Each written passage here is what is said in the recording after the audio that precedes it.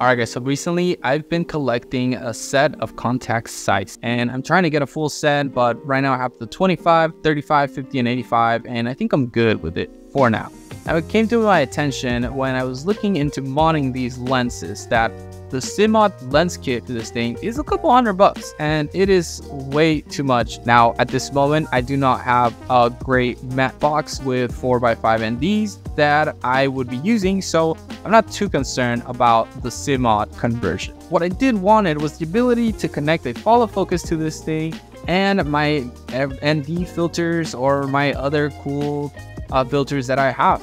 I ended up going on Amazon and I found this thing right here, and this is just a keyring from Small Rig and it is very cheap. You can find these for $11 on Amazon. Now I will be linking the one that I got for the contact size, but I believe it's a 62.5 to 64.5 millimeters. And if I'm not mistaken, it was the same one for all 4 lenses that I own. So these were $10, $11. Super cheap compared to $60-ish, the one on CMod. I wanted to connect my variable NDs to these lenses, so I went ahead and picked up a 55 to 77 ring. And they actually have one that is a little bit thicker and you can literally mount your matte box. I was debating on getting it, but I don't see the point because I don't have a matte box that fits my variable ND other than my really big annoying one, and I don't use the ring for that one. But if I had a set of 4x5 NDs, then I would look into the thicker one so I can use that matte box and those NDs and just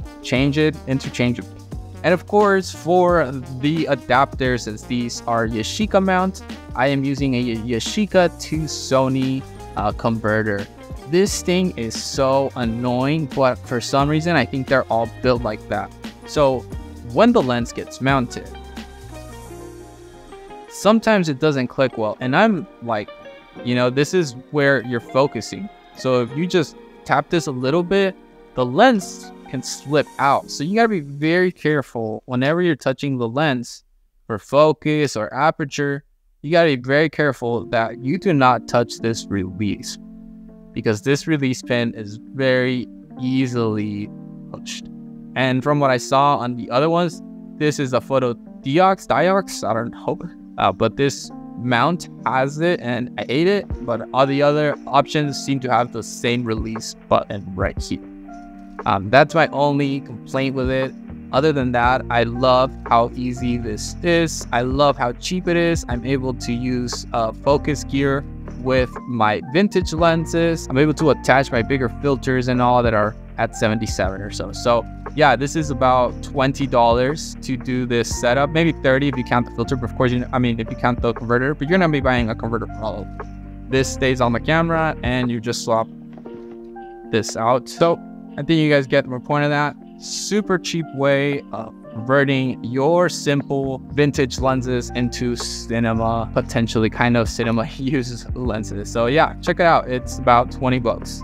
Way cheaper than a couple hundred at Cine. I mean, they look way cooler, but anyways, that's later on. Alright guys, if you guys enjoyed this video, make sure you like it and let me know what you'd like to see. What lens are you gonna be modifying?